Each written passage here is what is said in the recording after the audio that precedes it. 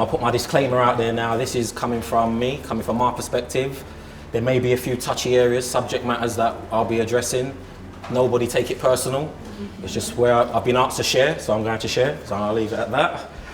So yeah, just a quick bit about myself. As Amy said, I do quite a few things, but primarily my day job is I work for an organisation called Organically. We're based in Chingford. Anybody who's from London, feel free to come down the last Sunday of every month. We've got a 12-acre site where we do organic food growing.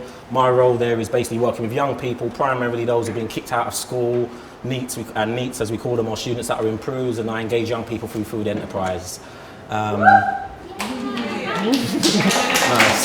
And outside of that, yeah, I just put on events, man. Anything from creative arts events, music events, and I like putting on events that geared around psychedelics and entheogens and so forth.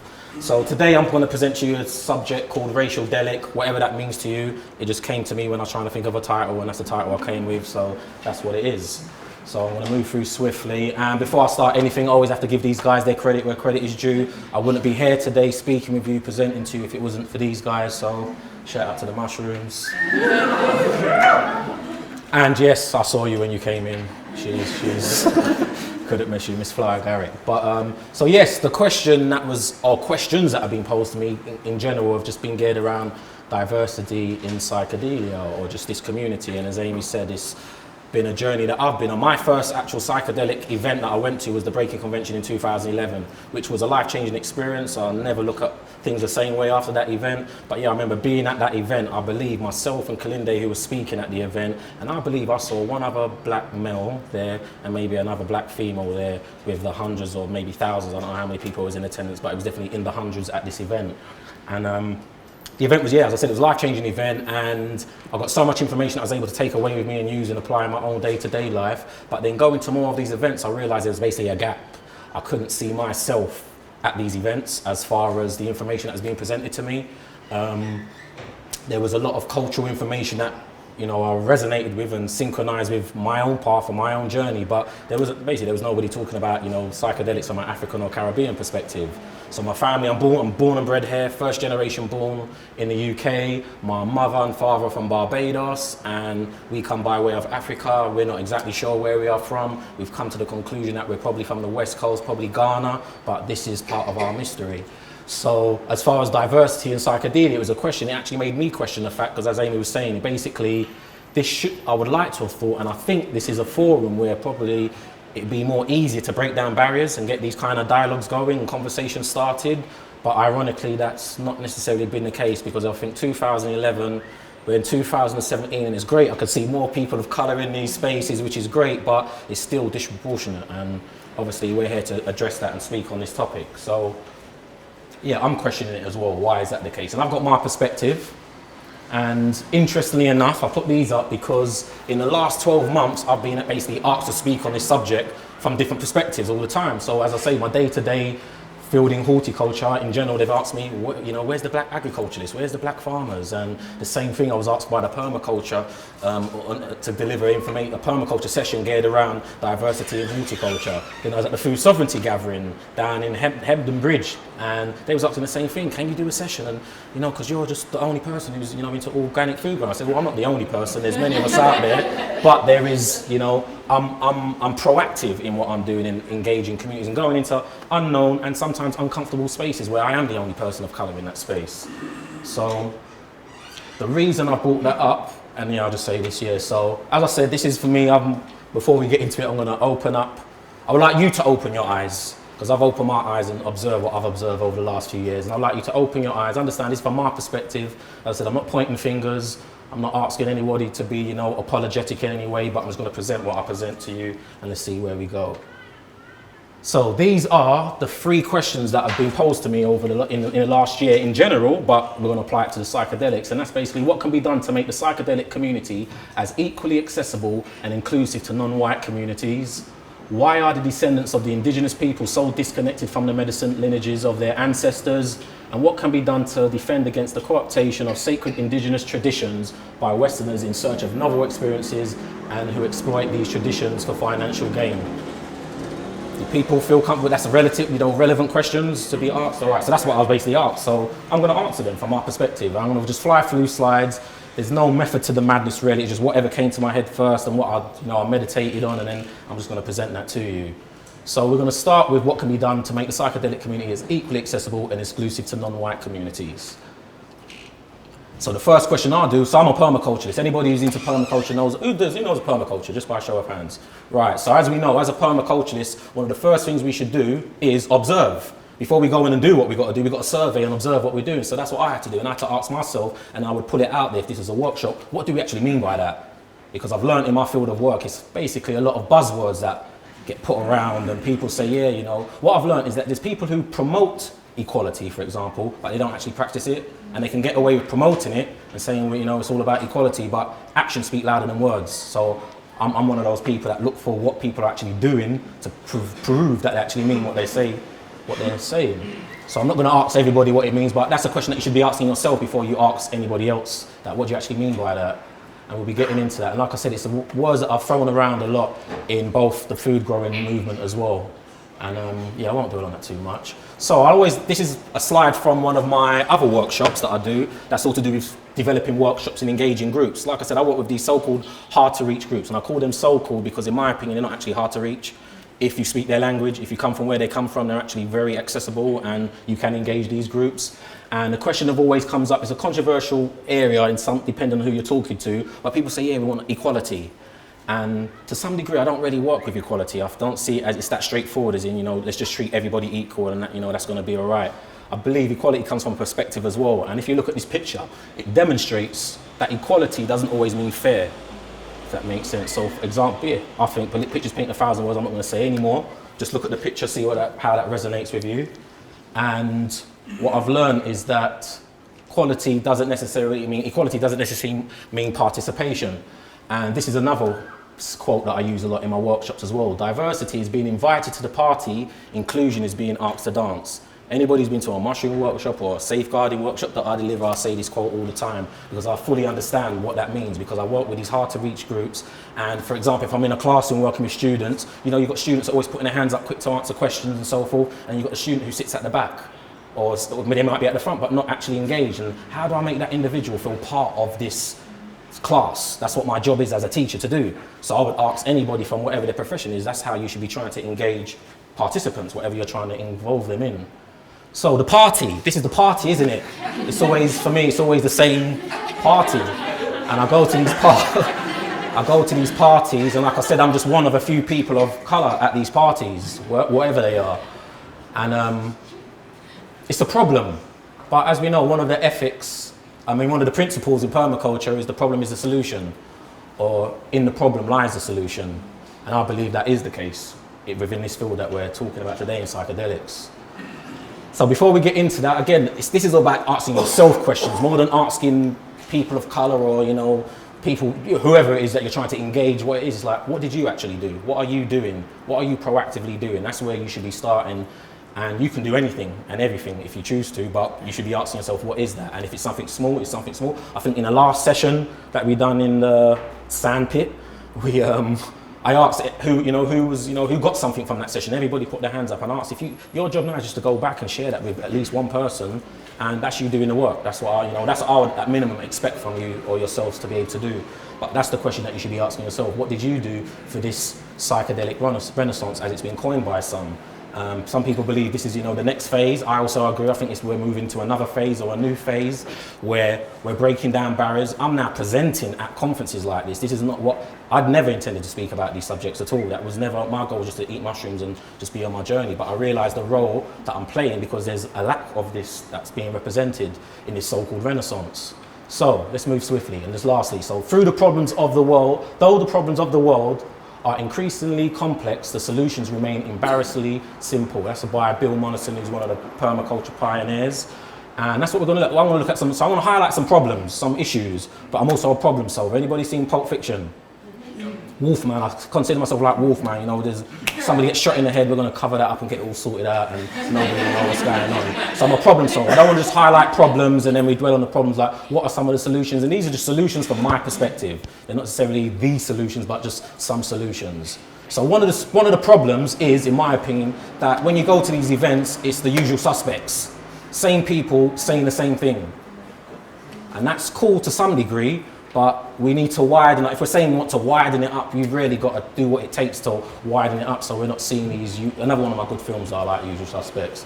And we've got to work out who is the Kaiser Soze out of the Usual Suspects. And Amy is one of those figures, in my humble opinion. She's one of those that are, is down for the cause, but is proactively looking at trying to make changes. She's called me and actually taken the steps to be proactive in that process, and I appreciate that. Whereas in some people just play the background and fit in where they can. So I've got this picture up because, as I said, there's one thing being invited to the party, it's another thing being asked to dance. So there's the idea, I don't know if people with this picture makes sense, but this is back in the States basically, when we finally got the ability or the acceptance to travel on the buses, but we had to sit at the back of the bus. And I feel in many scenarios that I've experienced, even in the psychedelic field, but that's how we feel sometimes. Like I said, I'm not here to point fingers, but I'm here to share with you that even at this conference, for example, that how, and previously at other conferences, like how we're placed, how we're represented is done in a way where like, well, you're here, like just kind of just be happy that you're here. And the hosting that I would say other presenters may get isn't of the same level. And in my opinion, if we're talking about equality, everybody should be treated equal and should be dealt with it in the same manner. So, yeah, let us sit at the front of the bus. Let us drive sometimes. Maybe we've got licenses. We can drive the bus as well. So there's no reason why we shouldn't be engaged in that process. Whereas, just be at the back and leave it at that. And then I've got this picture, and this for me, pictures paint a fire. So again, I just put these pictures up. So this was me thinking, all right, sometimes we're on the bus and we're engaged in the process, but I'm going to see the film tonight, All Eyes on Me, Tupac. But that's how you feel sometimes, like it's all eyes on you. And there's pros and cons to that. It's great when people are genuine and just want to know, they're interested, and it's great, you build up a rapport. But in other cases, it's like, we're waiting for you to do something wrong. We're waiting for you to say the wrong thing. And I've seen that before. I presented at other places and people are challenged by the things that I've said. I was like, but you've actually invited me to come and share. Like, why are you now preventing or holding me back from sharing? This is how I feel. Let me just express how I feel.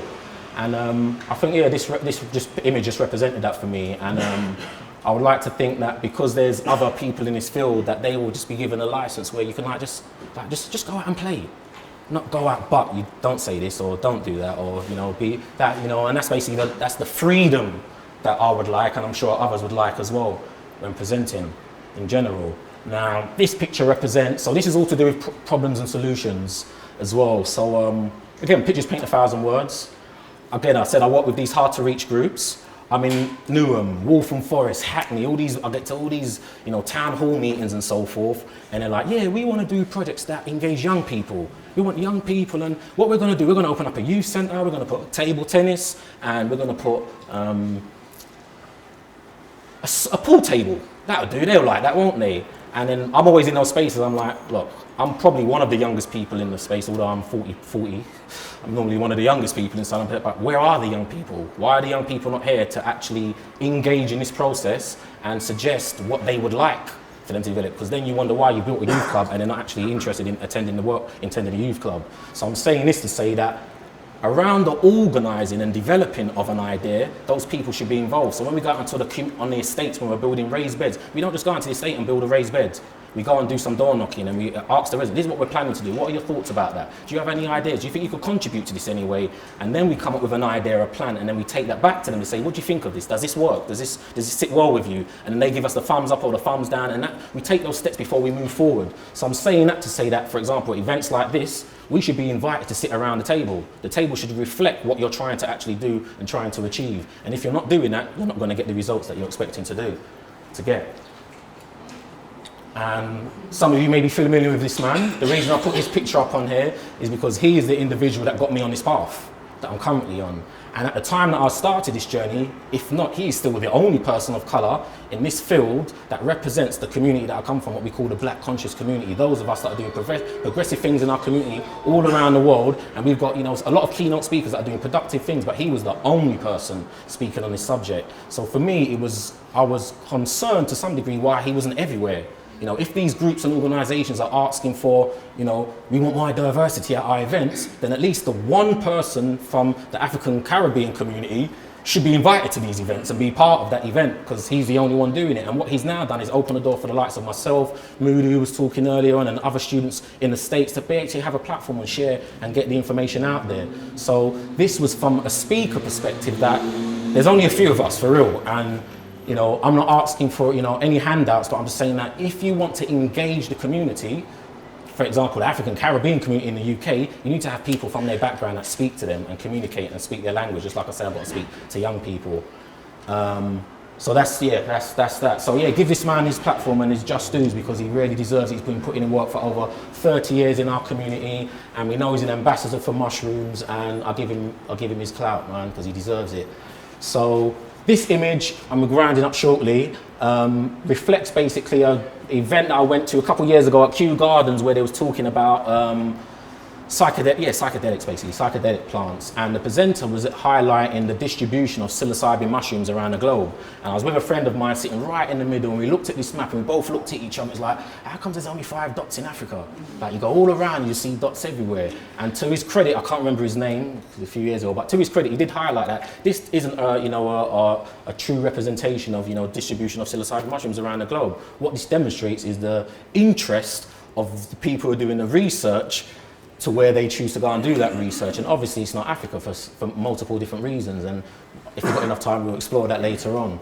But so this was just to put this out there to those of you who are scientists, your PhDs, whoever you are, wherever you are, that you need to have some kind of interest in this, the great continent of Africa. And I will also say that I had a conversation earlier with Bruce Parry, and he's done some wonderful work. He was actually a catalyst for me. I watched the Tribe episode with the Briti, and I was like, oh, I didn't even know this. And you know, it's the fact that I feel that there's some people that have got the ability to travel and get out, you know, out and about and meet these groups. But what they should be doing, I would like to think, is basically involving us in those steps, you know, before you go, you know, just finding out the protocol, finding out if that's cool or if it's not cool, or what's the proper procedures in that. And I've got 5 minutes left, and I've got 2 more questions to ask. Well, have been asked, but this is the end of this one. So this is a quick one. I thought I might not get through it all, but this is where I wanted to end if I didn't. It was basically looking at the fact that financially, and a lot of people are excluded from these types of events. So I've got a solution. So I'm going to give you the idea is that I've invited so many people to the Breaking Convention. My people, I'm from Hackney, I'm from the hood basically. And when I tell my people, look, I'm at the Breaking Convention, they Google it. We was on the radio promoting and plugging some stuff, and people were phoning saying, 100 is what? This, that, and the other. And I'm saying, look, it's, you know, it's a worthwhile investment. You can't make this one, but you know, the next one's happening in 2 years. You know, fill up the copper jar, man, and save up and get to the event if you can. But for example, say when we work at organically, for example, and we've got to reach these so-called hard-to-reach groups. We've got to make a conscious effort. We don't just say, you know, why are they not coming? That's what it was asked when I first went through the gates of organic. Like, you're one of the first black women that have come and actually stayed here. You know, what can we do to get more through the door? And that's what my job was to do. And financially, because we're excluded basically because of our backgrounds and where we're from, we don't actually engage in that. So what we do organically is basically put a bit of money to the side. We subsidise places for people. You know, we've got groups where we know that they can't afford. You know, we say if we can have 50 people on the course, but we're going to put money for 10 people to the side so that they can come in and participate who couldn't financially afford, because there's no way that these people should not be able to access these services. So I'm saying that to say in some way or another, and the idea that I had was that if Breaking Convention or these other events really want diversity at their conferences and so forth, what they should do is subsidise some spaces, not just so that people can come sit in the event and have a good time, but they can actually be proactive. They can help you evaluate and monitor what's going on while these events are happening and contribute in other ways. And you know, we could build a think tank basically. You could actually do something very dynamic if you're proactive with it and you're not just promoting diversity, but you're actually practicing diversity. So that's how you can include people, making it affordable in some way or another. I know there's overheads and all the rest of it. I run businesses and projects, and I know financially you've got to make ends meet, but I believe that there's a way, I'm sure there's pretty a way that you could, you know, work it and subsidise this. Now, how long do I have? You've got 4 minutes. All right, I want to quickly go through some slides, because I think this is the important question that I really wanted to answer from our perspective. Why are people of colour, especially black African people in this country, so disconnected from their medicine of their ancestors?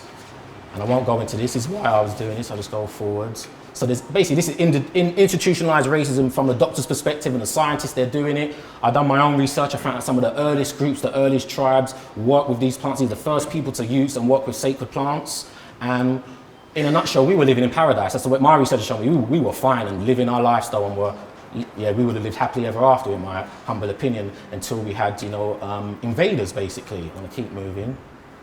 And I just want to highlight this one because it highlights that the Briti practitioners, which was like one of the oldest sacraments and practices using these sacred plants, they were used to promote radical spiritual growth, to stabilize community and family structure, and to resolve pathological problems. And in my community, these are some real issues that we're dealing with. And I basically have come aware that this is the missing link.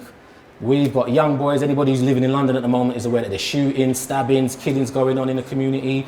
This is why. We've lost so much, we've been disconnected from who we truly are, and multiple reasons why as well. So we've been physically removed from it as well. And we've got all of these issues in our community now. And you've got the likes of myself and others that I work with that are trying to do our work, and we're banging our head against a brick wall. And then if I was to say to people, do you know what, the missing link is that we need to give these 16-year-olds, we need to get them all, go to the forest and get them taking mushrooms, and that's how we would start addressing some of these issues. Obviously, I'll probably lose my job, maybe not organically because they're cool up there, but in other forums I wouldn't be invited back, basically. So that is an issue. And I want to highlight, so that's one issue, we've been separated, and anybody who's familiar with this is the triangle trade slavery between Africa, the Americas and Europe. And people need to realize what we've experienced and what we've been through, and the trauma that we've experienced, and why these things are such taboo and we're so far removed from them. And I'll just keep going through. We have something called post-traumatic slave syndrome. Some of us deal with, PTSD? And people are using psilocybin mushrooms to help people that. We need this. This is the type of work that we need to be doing in our community to help us get through what we need to get through. And I'm gonna keep going, I won't highlight on that. That's a school of life, and that just meant that when I was in school, my crew, we just smoked weed and drink rum. That's what we was told was our tools.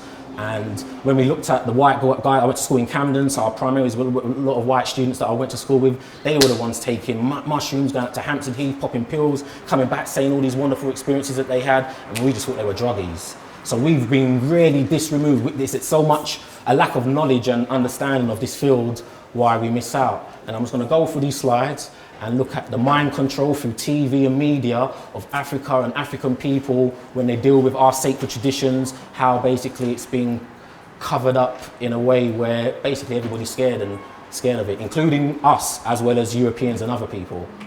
Even the children they've got. And we've given images like this of Africa. This is why people don't want to go and do research in Africa, that's my opinion, because people like the media, who about 2 years ago when there was a famine in Africa, they was using images from the 80s just to reinforce those stereotypes. But again, and then when we see images like this, we don't understand the language. Beautiful sisters doing beautiful things, but there's a connection. I don't have the full understanding, the full grasp of what they're doing. And this is what we're trying to do. We're trying to create those links and make those ties happen. And I'm gonna be quick. If you give me 2 minutes, then I'll be done. And lastly, the last question, what can we do? So this is what I wanted to do. So I see a lot of this all around the world at the moment. I'm not going to highlight it. People that go away, have experiences, and then they come back with feathers in their hair, talking about they're a shaman and they're a healer. And I don't take anything away from anybody. If that's what you do and that's how you do it, you're that within your own right. But my concern is more to do with the sustainability of things. Again, as an organic food grower, we deal with sustainability. So if all these additional people are going to land and utilising sacred plants and not giving back, then what's going to happen in the long run? The people who these plants are for and who've been gifted to are not going to have access to, and it becomes business basically. So if you look at ayahuasca, for example, and I'm very concerned and worried to some degree about with the new Iboga movement, and that's what everybody wants to do, and it's not really the way forward in my humble opinion. And this is a rapper that I listen to still. So when I listen to a lot of gangster rap, pimp music back in the days, but this is this quote, getting where you fit in. And I live by that to this day. I've probably listened to this album when I was like 13, 14 years old when it first came out, but the quote always stood with me, is getting where you fit in. And why do I say that? Is because I was born and bred here, and on my journey, I've seen a lot of great traditions that take place in the UK. I won't go into it. Let's just look at the pictures. And I just wanted to show you the connection or similarities that I see with things that are happening in Europe that I see happening on the African continent. I'm fully aware, I spoke earlier about the Moors and different groups that have travelled from Africa and all around the world sharing their wisdom and knowledge. This is in the Abbots festival that takes place in Bromley in Staffordshire. And then when I see around the world in Africa, in Haiti, we've got very similar traditions. This is in, I can't remember where this one is basically, but this is in Haiti, for example. Same colors and symbology that's geared around different celebrations. This is a celebration on the 2nd of November that coincides with a deity called Baron Samedi. He's the Lord or God of the Dead or deity of the dead. This takes place on All Saints Day, which we have a tradition here in the UK. So there's a lot of similarities and connections, and it's connected. And this is in Papua New Guinea. Anybody seen this before? This is in Cornwall. This is what we do back home in Africa. This is the Gungun festival. The same things are happening, celebrating and acknowledging the ancestors. Basically, I'm saying that to say there's a rich tradition here in the UK. And like I was taught, everything is on your doorstep. You don't, although it's great to travel, see other places and, you know, have these experiences, ultimately, I was told this. The day my sister wanted to take me to Peru, and I had a dream and some experiences that led up, and all the mushrooms kept telling me that we're on your doorstep. I'd never had a mushroom experience yet. And I went out that morning, inspired to go out. I went out to Epping Forest, and I saw you. The fly agaric mushroom, you know.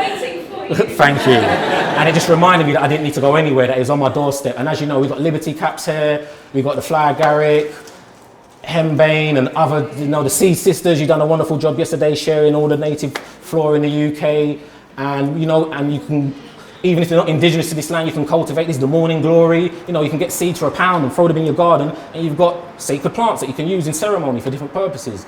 And these are some of the books that I've got, that I've read to enrich my, you know, knowledge and information in this subject matter, and I encourage other people to do the same. The sisters shared some yesterday as well, like do that. And I'm saying that to say that, yeah, everything we need is on our doorstep. And ultimately, we also teach people how to cultivate things. You know, that's, for me, that's the most sustainable way. That's why I take my hat off to this man. He taught me how to grow mushrooms. And as I said to people, rather than people always ask me, can you give me mushrooms? Can I get mushrooms? I say, no, I'm not going to give you mushrooms. Just like they say, I'm not going to give you fish. I'm going to teach you how to fish. And I think that's how we can deal with and address some of these issues and challenges as far as diversity, because once we start cultivating our mushrooms or getting down in morning glory seeds, we can do what this gentleman has been saying for all the years that I've known him. We can then increase our dosages to have these challenges that I think a lot of us are scared of having, that would actually deal and address these issues. And that's me done. Thank you for your time.